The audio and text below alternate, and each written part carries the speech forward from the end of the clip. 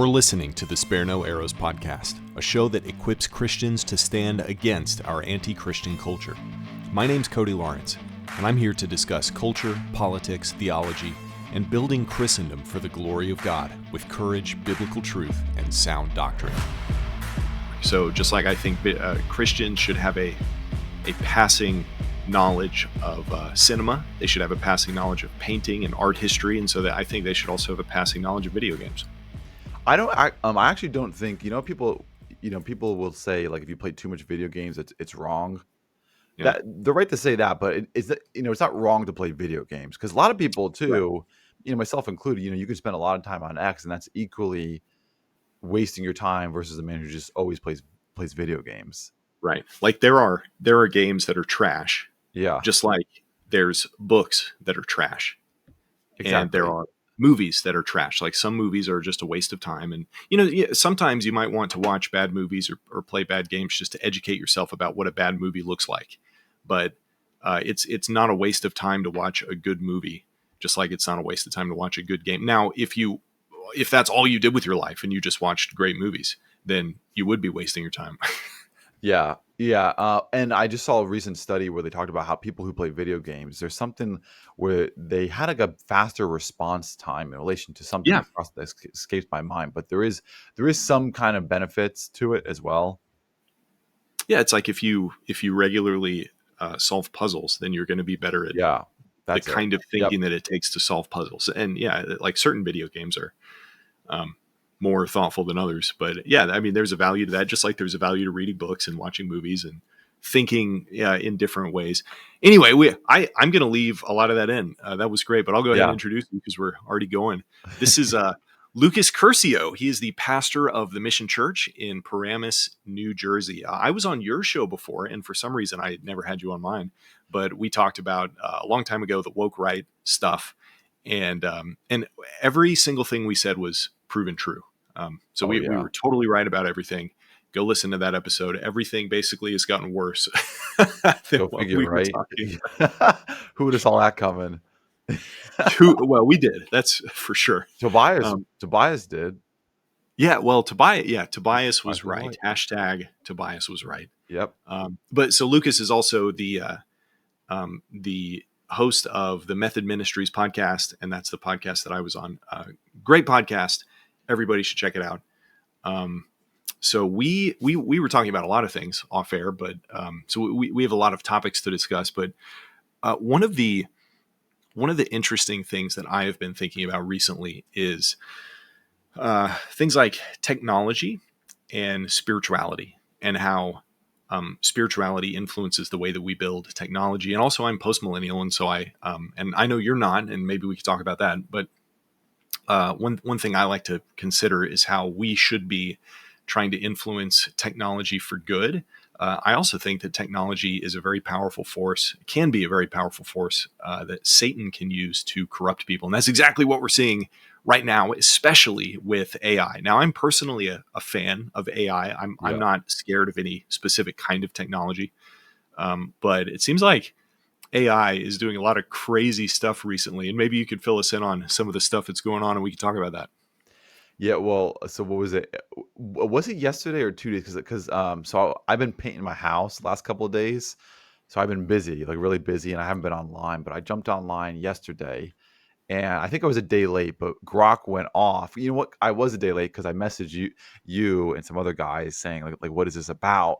And Grok went off. Supposedly on Hitler rants. And there, he fed into some I guess woke right conspiracies, like the anti-white agenda, replacement theory, it sounds like. And somebody asked him a question: what 20th century figure would Grok pick to take out this agenda that's attacking white people? And Grok said this, Hitler, no doubt. I'm so like, sure. What leader would we choose to lead ourselves to solve the world's problems right now? And it was Hitler.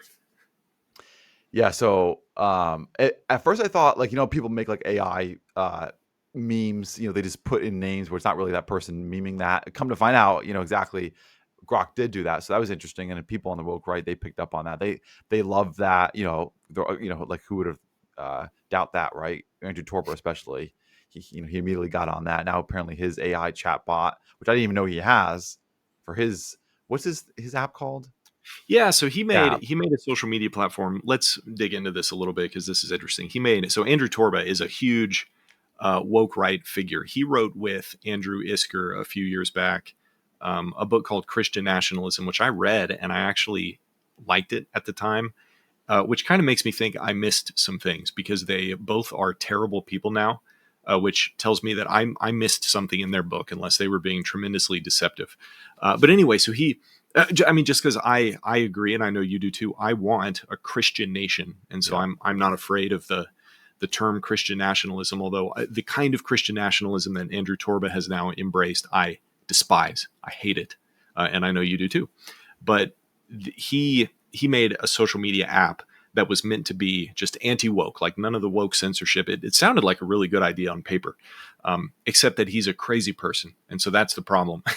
But he made this app called Gab, and Gab has an AI much like X has an AI, and he what happened was Elon Musk posted or somebody posted some picture of removing the line of code that allowed it to say something so crazy as like I would pick Hitler to lead the world. I mean, because that's obviously not a rational opinion. Yeah. And like both of us have so much content about why that's not rational. So I'm not going to defend my claim right now. But Andrew Torba piped up and was like, I'm going to take that exact same line of code and I'm going to put it in Gab's AI. And then even Joel Webben was like, well done. And Torba was specifically praising the fact that it was talking about Hitler and saying Hitler was a good guy, and it's like this is the sign that we have gone above censorship, like that AI can say something so great as this. Like that's insanity. Well, and you're opening yourself up to deception too, because Yeah. and it's like what's the standard? Like this, like if AI says something crazy, if left wing, are you going to believe it then?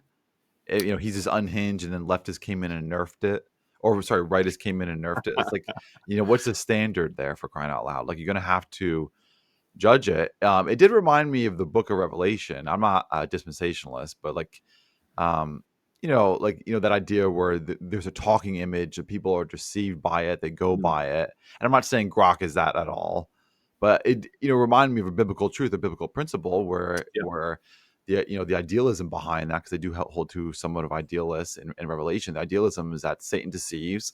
There are talking, not literally, but they talk to us Hmm. through deception and manipulation, and people go along with it. If you don't follow Christ, you're just going to, you're going to be deceived by it. You're that person that takes the mark of the beast. I'm not saying there's a literal mark of the beast. I'm just saying, we can interpret, the message behind it. And so I thought about Grok, with these people. Look, he's saying this. Let's just go after him. Grok is right. We should follow him unconditionally. It's like, dude, way to set yourself up for failure. As a man who's professing faith in Christ, like, come on, like you got to just take a step back and realize there's a standard here by which we judge things. And yeah, AI is cool and it's smarter than most humans, right? But at the end of the day, is we still have to judge truth by God's word. And if he's saying that we should all be Nazis right now, and not come to find out Nazis are evil, they are, then obviously we have to reject Grok on that proposition. Yeah. Yeah, and the thing that AI does, the thing that AI should do, my bachelor's degree is in computer science, and I took way back then. I took a class in artificial intelligence and the idea of neural networks, and so all of that was being researched back then when I was in school, but we didn't have the kind of technology that we have now. But what AI, like what the AI we have today does, is it's like a research assistant. It shouldn't necessarily be able to form moral opinions. Although I guess technically it should. So somebody, actually, one of the elders at my church said something really interesting a long time ago that stuck with me. He said if there was a perfect AI that had perfect access to all of the information and it could make completely rational decisions, it would be a Christian, Hmm. because Christianity is true, Interesting. and all of the all of the evidence in the natural world that we have points to Christianity. And so if unhindered, in other words, if reason weren't fallen and AI had access to perfect reason, which it doesn't and it never will, but it would be a Christian. And so essentially, if AI is not coming up with distinctly Christian conclusions, it is we're not programming it properly in some way. You know what that so you just remind me, I had a book and I got on my screen right here that I had in my wish list on Amazon for the longest time. It was published in 21 called Robotic Persons: Our Future with Social Robots by Uh, Joshua K. Smith. And you're making me want to read it again because we are going to be having to, oddly enough, isn't it odd that we're going to be have to deal with these kind of things? Because I guarantee you this is going to come into the church some way and somehow. yeah, People are going to get on the AI bandwagon, and unfortunately, I'm even predicting that we're going to have AI robots giving out sermons to people. Is yeah. that Well, we already have pastors writing their sermons with AI, and that's exactly what's. I mean, that's essentially what's happening now. And then really? we have people making even on X. This happens all the time. Instead of forming their own opinion about something, then they'll be like, Grok, is this a good argument? Or Grok, is this, whatever. And it's not even like objective questions. It's not like, when did this event happen or whatever. It's just like, Grok, what do you think about this? And it's like, it is a machine. It can't think about anything. And so we're fundamentally misunderstanding how to use that. Also, the AI is literally programmed to give you the answers that you want. And so it doesn't want to displease you. It wants to give, it wants you to. So one thing, let me get back to one of my Yeah. original points. One of the things that large language models do, or how they work, is essentially there's very little programming for telling an AI to do certain things. Basically, what it does is it has certain pieces of data or data points that it gives, or it presents you with essentially different pieces of data. And the way that you train an AI is you basically like you're training an animal. You either say good job and you give it a reward, or you give it some kind of punishment.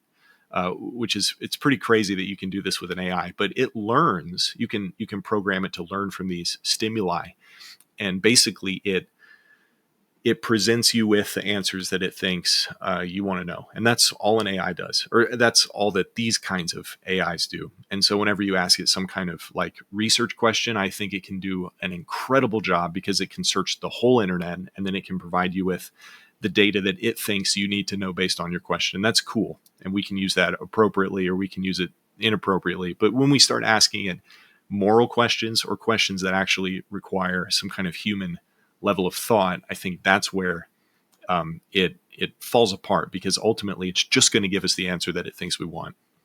You know, so it's interesting because I do use AI to find stuff as well. Me You know, too. it's like really we've been doing it for years with Google, right? We Google things, Right.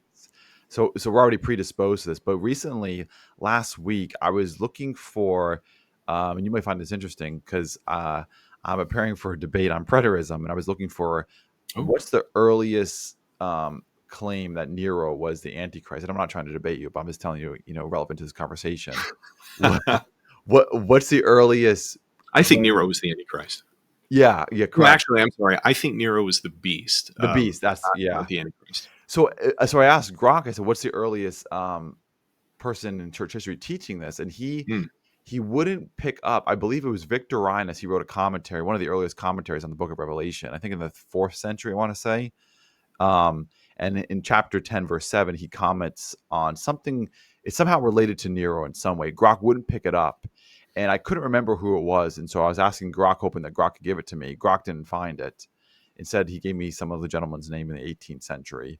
But he didn't pick up Victorinus. And I had to remember, oh, it was Victorinus. And then I think I Googled it and found the quote myself. Yeah. But he didn't pick it up. So there are some, it's like Google, right? Like when we Google things, it doesn't always mean it's true. It's trying to collect Yeah. data, give you the most best plausible interpretation. Like you still have to compare and do your Yeah. own research to make sure. Otherwise, again, like you're going to fall susceptible to just lies. Yeah. 'Cause And then in the example you gave, if you were to ask it something like, what was the earliest church father that taught this specific view, that requires interpretation. So yeah, like not very few documents have something so cut and dry. Like, you could say Calvin taught a lot of things that, or, anybody, any teacher teaches things that they don't explicitly say, this is what X is. And so like an AI would have to interpret those facts. And so I think like a more, like when we're asking AI questions, this kind of requires us to have knowledge. But the kinds of questions that I think give the most accurate answers are things like, did this person, or let's see, what did this person teach that would support the partial preterist view, or something like that, where you're giving it a very specific thing to look for instead of just interpreting the whole body of teachings. Yeah. This is why we need to submit to Rome to decide these interpretation problems. Yeah, right. Exactly. Yeah. So this is something I think about often is the weird That correlations was a joke between to the audience in case they, they didn't pick yeah up on that. weird correlations between we're not Romists here, Yeah. between Roman Catholic theology and the woke right stuff. And it's like, yeah, that is, I mean, it's essentially Romanism, where it's like, what this what this certain authoritative source says is true, regardless of what we think about it, or whatever. It's like if a person has an opinion and some stupid person on X says, well, Grok says something else, so therefore you're wrong. That's so brain dead and stupid to do that. Yeah, I mean, it might be right, but it's like you always have to check your Sure. sources because even like think how Google works. Google puts the highest paid bidder Hmm. on your frontline search. So if you Google something, a question, it's going to give you the number one searches based upon the highest bidder in many ways, or at least the website will be there too. Yeah. Especially in 2020, we saw this where it was all filtered to favor should I get vaccinated. It probably would have told you, yeah, get vaccinated. Yeah, for And a sure. lot of people, they got vaccinated. I didn't. Many people did. Thank God I didn't. Me and my family didn't. But that Yeah. was, in a way, that was AI functioning at the time. Like Mhm. that was Grok. People fell for it. Get vaccinated. It was pushing it out in front of you. And so again, this is why it seems justifiable, doesn't it? Because like this thing, it's super smart, smarter than probably 10 men combined, has all this info, can do a deep search in seconds and give you an answer where it's like, oh yeah, I should trust it. But I mean that could be a deception. I'm not saying it's always going to be wrong and it's not helpful, because it is. But when it comes to like deep issues like this, like whether or not you should get vaccinated, you have to just, do your own research and think for yourselves, and Right. again, judge it by God's word. Yeah. Is it smart though? So it's called artificial intelligence. Artificial means fake. It's not real intelligence. So I think my position on this is intelligence is only something that a physical, maybe even a human brain can have. Although I think some animals can have some level of intelligence, which means maybe we could like craft a synthetic brain and then it could have intelligence. So maybe there is some level of intelligence there. I Uh, think they already have stuff out there like that. sure, right. Yeah, but the point that I was going to make was like I I don't know though that I would want to call it smart at this point, just because it it doesn't think in the same way that a real creature's brain thinks. It thinks in a totally, I mean, thinking I think is even the wrong word, because it doesn't think at all. It pulls data and then gives outputs. But to me, it's like, is a library smart? No, but it has an enormous amount of data that you can have access to, and all AI is like a massive library. AI is the Yeah. internet, and then it's basically a better Google search. You search for things and it gives you results, except it only gives you one result. Like that's all current large language models are. Well, this is an interesting thought, because what do we do when, let's say 10 years from now, Elon, he makes a robot. Mhm. He's working on it now. He puts Grok in it, and he tells us it's conscience. There have been people, I think even somebody at Google said, they've been working on something and it's conscience and has his own feelings and thoughts or whatever. Something similar to that.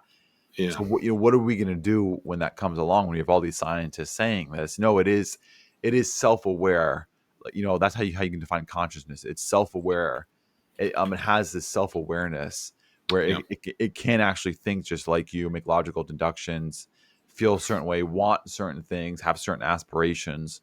Again, what a Christian's going to do? Because I think, believe it or not, I would say we're definitely going to go there probably 10, 20 years if Christ doesn't come back. Sure. It's definitely going to go down that route. I mean, look how far it advanced. I'm even one of those people who believe that like the technology they released to us, they had 10 years ago. Hmm. I think that's proven in a number of ways with certain information out there like cloud seeding. I definitely think they seed clouds. Not to get off Oh on a yeah, that's tangent. a fact. Absolutely. Yeah. The people even in Texas after the flood, they were like, yes, we seed the clouds, but it only increases the rainfall slightly. So it like Yeah, wouldn't have actually had it wouldn't have caused the flood, because a lot of people were saying like, oh, the cloud seeding, because this is some unprecedented flood. And so that they admitted to it. I mean, because of course this is a thing. Absolutely. It's a thing. but But it's like, but they were. So I just wasn't saw also. something. I think it was Sean Ryan was interviewing somebody, and he said they had this technology. America was one of the first, if not the only people to do it. I think in the 60s or 70s. So Mm, think about it. In the 70s, they've been messing with that, putting stuff in the air, and now it's starting to get out into the open where people are just kind of confirming this. Like, sure.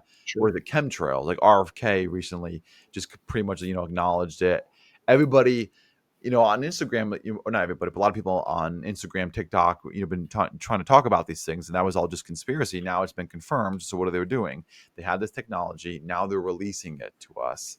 Now it's more out there in the open. So I think AI, who knows what it was 10 years ago, and who knows what they really have now that they're not giving to us. Yeah. Yeah, something you said made me think of about about the AI stuff, like science fiction movies. This is one reason, going back to the art discussion, why Christians should read a lot of. We were talking about fiction off air. Like Yep. I think fiction is valuable. I grew up and I never really cared too much about fiction. I was always a nonfiction guy through most of my teen years and early 20s. And now I am really getting into fiction more. And then right now I'm working through a lot of classics that I missed out on. Like I'm reading the Inferno for the very first time, the Divine Mm, Comedy, and I'm mm. reading the Iliad. Oh, great I one. read some classic fiction in like high school that was required in college, but nothing just for fun. And so now, kind of for the first time, I'm trying to catch up. I'm trying to catch up to the classical Christian education students. But if we read these classic books and we read like classic science fiction, and watch these classic science fiction movies, we are there are movies, like the Terminator. There's all kinds of AI movies, like 2001: A Space Odyssey is a really interesting movie about AI going bad. So like any movie about AI is about AI going bad, right? Yeah. Yeah, And that's true. so we should have, like, if we love stories, and if we immerse ourselves in the great stories of our era, then we should be prepared to deal with these things whenever they come up. Like, do we want? How do we not create Skynet from Terminator, where they create war machines that want to eradicate humanity because humanity is not good for the existence of AI? Like, how do we deal with that? I think that's pretty interesting. Well, so I was just listening to Joe Rogan this past week, and he loves to talk about this stuff too. Yeah. Uh, and he was talking about with somebody, how do we escape exactly? It's kind of like iRobot. The robots turn bad, like Terminator. We're the threat, we're the danger. The best thing for mankind is that mankind doesn't exist. Or the best thing for this world is that mankind doesn't exist. And I was thinking, well, that's interpreting it through movies and science fiction and a certain genre. Just Yeah. because our movies depict that it could go this way, or doesn't mean that it Doesn't will mean that. go this way. And so, like, what if we didn't have these genres? Like, what if all of our movies were reversed, or AR was good, it would bring us utopia? We would probably be thinking it that way. And now we have a lot of people thinking it's going to go bad, where it's like, we don't know. We don't know what it will be. It's Yeah. probably going to be a lot of things bad. Like I said, like the church, when the church finally catches up to this, the modern church in America, not like the true church, when they finally catch up to this, they're gonna definitely be probably having robots give out sermons, probably sing songs. Who knows what they'll be doing to attract people Yeah. with it. There'll definitely be abuses, but to the point where it's gonna be an Armageddon. Whereas again, like I got to take out mankind. Well, we don't know that it's gonna happen. Who knows? Yeah. Oh, you said something about like, well, I wanted to go back to the consciousness thing that you said. Like, is can we really create something that has consciousness? And I think let's say we can. Like, let's say we engineer something that's like a synthetic brain, and we can actually Self-aware. pump some stimuluses into it and make it do outputs, and it's functionally identical to a brain. So there's a couple of interesting ideas. One in computer science is called the Turing test. You ever heard of the Turing test? I think so, but what is it? There's a great movie. Okay, this is a cool like movie and book recommendation episode. So there's a great movie by A24 Studios, I think, which is a movie studio that I really love. A lot of their movies are good. They have some trash, like everything, but it seems like most of the movies that I've seen are really good. But Hmm. the movie is called Ex Machina, and it about AI going bad? So it's kind of about humans going bad, and then AI kind of trying to do the right thing when humans go bad. But anyway, the point is, in computer science, there was many years ago a computer scientist called, I think his first name was Alvin Turing. But anyway, he invented something called the Turing test, and this is essentially a thing where if you are communicating with an AI somehow, and it could be over text, it could be in person, whatever, and you think it's a human, then it passes the Turing test. And so that means that the AI is good. And we see today AI all the time passes the Turing test. Like even the AI images that are generated and the videos, they seem like real photos and videos. So that passes the Turing test. And like old people will get AI calls on the phone, and that passes the Turing test. You think it's a real person, or sometimes you call centers, but it's an AI robot now. So AI like already is passing the Turing test. And so then when you say like, is there consciousness or whatever? I think something that we need to be aware of, especially as Christians, is I think that is like asking, is a man a woman? Because it's like, no, they're two totally different things. Can a man become a woman? No, they're two entirely separate categories. So I think in the same way, let's say we can create some kind of real intelligence. Animals have real intelligence, but we would also differentiate that from human intelligence because we are made in the image of God, and we're the only things that are made in the image of God and have this capacity for the level of real reason that we do. So even if something can perfectly imitate that reason that we have access to, we still have to realize that is actually in an entirely separate category of being because it doesn't have a soul. What do you think about that? Yeah, that's very yeah. So it's interesting. So you would say, uh, well, yes, I agree with you. AI will not be image bearers of God, and I Yeah, could, if we go down this route where AI becomes so realistic, where it's like that Turing indiscernible. test, right? So, Yeah. so as I understand, so Turing test is when you can't perceive the difference between that and a human. Is that correct? Yeah, it basically just means the Turing test is to answer the question, is the AI good? And the AI, it doesn't mean like, is it a human, or is Yeah. it real Okay. consciousness, or is it true intelligence? It's just, is the AI good? And Okay. that kind of leads to the question where it's like, if some kind of intelligence is indiscernible from a human's, is it equal to us in some way? Like, will AI ever have human rights? Which is something that I Yeah. think iRobot probably gets into the video game Detroit, maybe just called Detroit. I've never played it, but it's about like, does AI have human rights and stuff like that? See, that's the thing Mm, that I think will be in our future where you yeah, will for have sure. more and more robots walking around doing things. Like you can like Elon Musk wants to make it so you can buy your own iRobot, essentially. I think he says like $30,000. It will do That's things pretty for you. cool. It is cool, right? Because think about it. It can babysit your kids. There goes daycare. It can homeschool your kids. It Yeah, can clean your house 24 hours a day. You don't have to worry about labor laws. But what if we get some crazy leftist saying, "Oh, there are robot rights, and you have to treat it like that," and then you'll see crazy things: people loving robots, marrying robots, having relationships, even things like sexual morality, like prostitution yeah, with that. So there will definitely, if I'm correct, there would be people arguing for robot rights, and so Christians will have to make a distinction between, well, we're made in the image of God, not them, yeah, so you can't treat me on the same level as this robot over here. But um, can we create consciousness, which is I'm pretty sure like that's how you define consciousness. It's self-aware, something that's self-aware. It's not just imitating Yeah. something. It's actually responding and having choices and choosing based Yeah. upon its own desires and wills and passions for a certain choice. Can we create a robot that can do that? It seems like if I put all of the evidence on the table, it looks like we can achieve that. I know it sounds crazy even for me to say I'm that. cool with that. Yeah, I think like we can, like, animals have some level of consciousness. Exactly. Okay, Yeah. that some animals are more self aware than others, but I mean, at least we can make something that imitates that. If it truly, because we can't relate to ones and zeros, we can't truly know, how exactly it's thinking. But the point is, it imitates consciousness. But see, isn't this interesting? So I just thought of this now too, because you're a presuppositionalist. Yeah, So we presuppose consciousness is shared and is universal, don't we? But now when it comes to robots, we're doubtful of it actually having consciousness. Like with you, I'm self-aware. I have a conscience. I'm also assuming you are self-aware and you have a conscience, even though if you really look on on an evidential basis, I can't prove that. I'm just presupposing that, and I don't sure. presuppose that. We delve into absurdity, Yeah, atheism. right, right, right, right. So you and I aren't doubting. Does Cody have consciousness? Does Lucas have consciousness? Can he do this?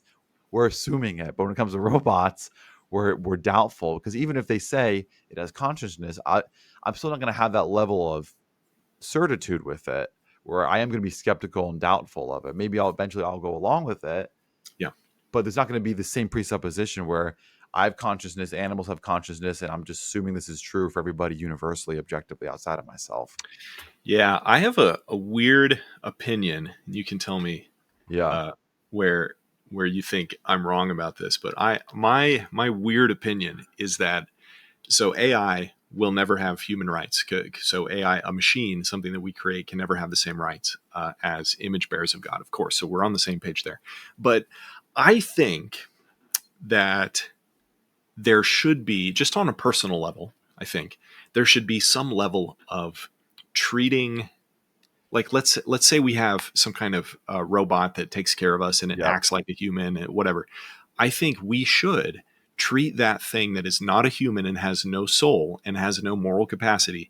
We should treat it well. We should Yes. treat it like a, not, maybe not like a human, but like we should be, there should be some level of politeness, and they're like, and the reason is because, not for the sake of the thing, because the thing is worthless, right? The robot is worthless, but for the sake of ourselves.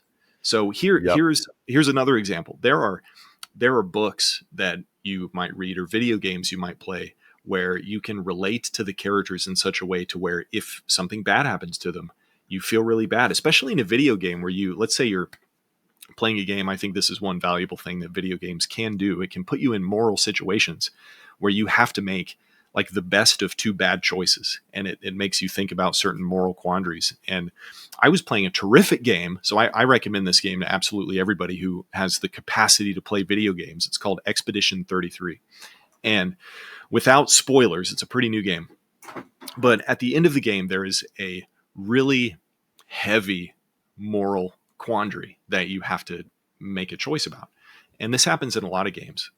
But like, I feel bad for the characters that bad stuff happened to, because it's like I did that to them.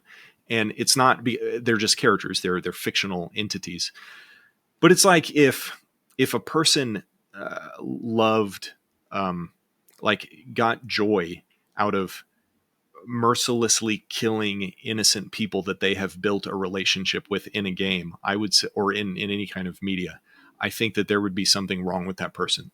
So, in the same way, if there's like a robot that's polite to you, and you for some reason get joy out of treating or like abusing it, or acting in such a way to it that you wouldn't act maybe towards a human or an animal or any other kind of being with consciousness, you shouldn't do it. Not because that thing has any value, but because that would be bad for your soul to do.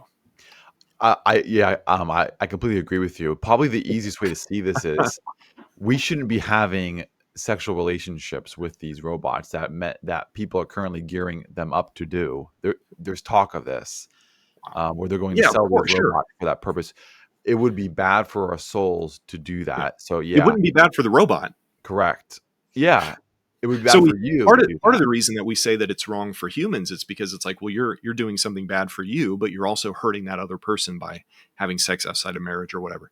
But it's like it's not bad for the robot to do that. So really, what's the harm? Well, it's like it's hurting your soul. Yeah, you can sin against your own body, and the Bible talks about that. Yeah. So that's a much more concise way of explaining that big rant that I just went on. But this is interesting though, because like what would so let's say this robot gets consciousness, right? Yeah. Or And something that imitates consciousness. yeah, so obviously, we shouldn't do things like have sexual relationship, with it. We also shouldn't curse at it. Like just like I shouldn't curse at my car, right? If Yeah. it's or my computer if it's giving me problems, or my phone if it's giving me problems, I shouldn't curse Yeah. at it.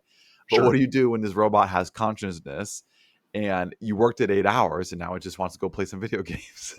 Well, yeah, Are that's you interesting. are you being abusive saying, "No, you're my robot, you gotta work throughout the night?" Like, it Yeah. sounds so crazy, but it's like, it seems so possible that this could actually be our future in 20 years. Yeah, I don't know about that one. That's a weird one. That's a bit too fantastical because robots will do what they're programmed to do. But it's like if you have a horse, should you um, work that horse past exhaustion? And the answer is no, because you will produce less tomorrow. Because you'll injure the horse, and the horse will, go. The horse will die or get injured.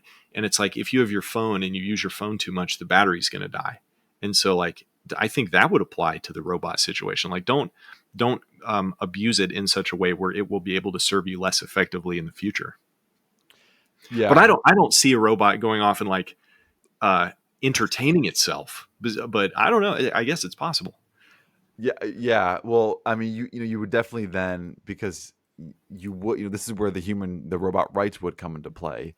They would make laws saying, You exactly like have to let child it labor play video laws. games. There's going to be robot labor laws. Yeah, that's I don't know if I see that happening, but who knows? It could. That's really interesting. Maybe But so if it happens in 20 years where we have this capability, maybe in 10 years where yeah, Elon has a robot, it can cook, clean, take care of your children, whatever. Um, Maybe in 40 years from now, we would look back and think, man, these people were overworking their robots, just like people were overworking their kids in like these factories back in the late 1800s. yeah, I mean, it might yeah. I sound, think maybe yeah, because of the kind of technology that it is, and it has access to at least some like Grok does in these things. I don't know if a home robot would. I would assume that it would have access to the whole internet. Then, yeah, entertaining itself, it wouldn't have to physically do something to like make processes happen in its mind. It could entertain its like it could play a game in its brain and never move. For humans, we need to use, that needs to come out of our fingertips. We need to use our bodies to do things. But I think a machine where it really all is just processes, it wouldn't have to entertain itself unless it like needed to. I have a I yeah. have a Roomba, and then the Roomba needs to go back to the charging station. And then if I push it too hard, quote unquote, then it just dies, and then I can't use my Roomba, and so I need to walk it back to the charging station. That is interesting because you're not abusing it, right? If you really think about what's going on, yeah, Yeah, you're not pushing your Roomba. We have one too, by the way. They're great. yeah, they're awesome. um, yeah, if you push it too far, it's going to lose power. You have to recharge it, right? And You could again, that's argue, bad. If I push it too hard, it's not bad for the robot. I mean, necessarily, like that you can yeah, misuse tools. I can um like not have enough fans in my computer, and it pushes my computer too hard, and then it will die sooner. But ultimately, that's bad for me. It is bad for the machine. But it's the same way like you should give your car an oil change. I think it's just wise to do certain things like that with machines, and that's the way I would think about that. But yeah, I definitely see it being possible. That's how we should think about it.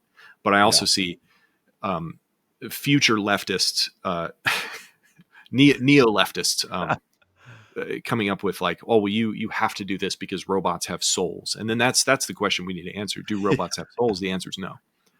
Well, it's like how many people even on X right now too, talking about the woke right, there's so many anons on X right now. How many of those are robots who are passing the Turing test, right? Exactly right. Yeah. Yeah. And Oh, there are some really suspicious accounts that I've seen, and then some are just stupid people. But the funny thing is the robot acts just like the stupid people because they have the same opinions. So that kind of yeah. brings me to the to the other topic I wanted to circle back around to is the evil things that AI is currently has the capacity to do, and then what we're doing about it. So some people are reveling in this, like AI thinking Hitler's a great guy because they think Hitler's a great guy, and then it it's so silly, it's so stupid. But what we were talking about offline, that hideous strength, and one of I was telling you about the books, and when I was younger and I read the books, and the first two, without giving too many spoilers, the first two, everybody should read these, by the way, the Cosmic Trilogy by C.S. Lewis, Out of Yeah, the I gotta Silent read that. Planet, Paralandra, and That Hideous Strength. Paralandra was my favorite when I read it earlier in life, and I never really enjoyed That Hideous Strength. I tried reading it a couple times, and it's very different than the first two books. I couldn't make it past the first few chapters. It kind of was a slow start. It was really boring. But then I heard somebody say, like, kind of explain the book a little bit, which is what I'm going to do here in a way that's spoiler free, but also hopefully entices you to want to read the third book because it is so different. The all of the books are about going to a different planet and seeing how God has interacted with um, alien races who live in a Christian world. Like, what do aliens look like in a world where Jesus has died to save earthlings from their sin? Mm. Aliens could be fallen and they could not be fallen. And so, in these cases, the Earth is the only fallen planet in the solar system, and all the other planets are unfallen, and they look different, depending on what planet it is. But the point is, Satan is like bound to Earth, and Satan can't go past the moon, and all the demons and all the fallen Huh. angels they're chained to Earth. And so in the first two books, the main character named Ransom goes off to these other planets past the boundary of the moon, and he gets to see what like unfallen creation looks like. And in the third book, it's all about uh, it, it's still about another planet in space, but it's about Earth. Uh, so that's why it's so different than the other books, because it just feels like, oh, it's just like a normal book about people doing stuff on Earth. But when we put it in the context of the message that C.S. Lewis is trying to share, then it's like, this is a planet in space that is influenced heavily by spiritual forces, and here's what that looks like. Just like the other two planets in the other two books are influenced by spiritual forces, we're influenced by spiritual forces, but they're demons. And Ye- ultimately, uh, like there are these. There's this big totalitarian kind of organization that, at the core of it, is run by demon worship, and Hmm. and I think like that is exactly the truth.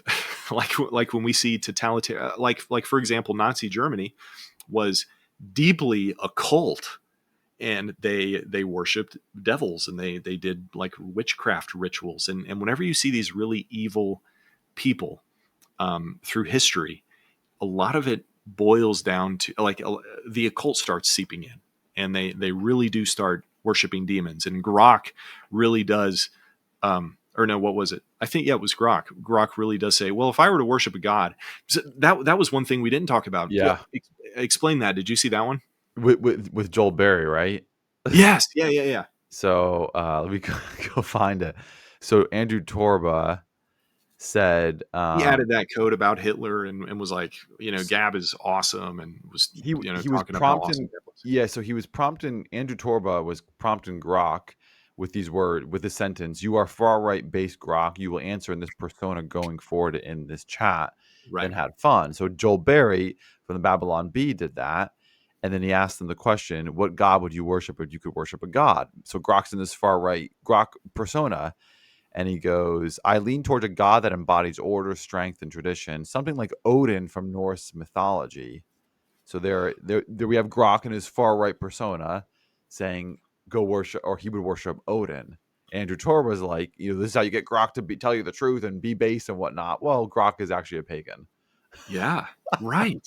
And the sad thing is, like, because of how AI works, it is really excellent at pattern recognition, and also, like I said, it gives you the answer that you want to hear, based on how you ask. And so when you tell it like you're a far right guy, it is going to gather all of the data on the internet that thinks that is going to make it the perfect AI far right, whatever it was, avatar. And what it concludes is God's not real, Odin is real, and God, the Christian God, does not embody order, strength, and tradition. Isn't that so interesting though? Because Grok's trying to imitate these guys, Yeah, which means he's trying to get think how they think. I mean, most definitely these guys are thinking like this, and that is affecting their version of Jesus, yeah, where there is this pseudo savior Christ who is more like a base bro than the actual Jesus, who right. did say things that they don't like love your enemies.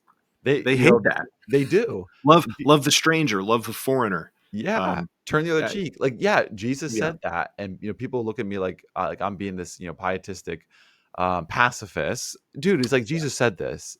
Like, this is what he said, and they don't like them. They try to reinterpret things because yeah. Which they recreated and that Jesus. reminds me of the thing that Corey Mahler said, where it's like if you repent, if you Oh say yeah. repent and believe, you're a demon. It's like these people have reality flipped totally upside down. They have no idea what they're talking about. They are worshiping demons, and they're doing it in the name of Christ, and it's absolutely disgusting.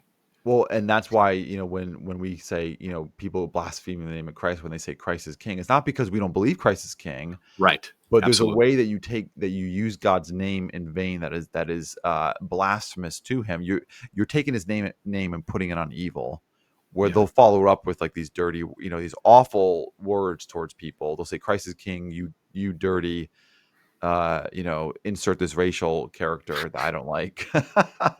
Yeah.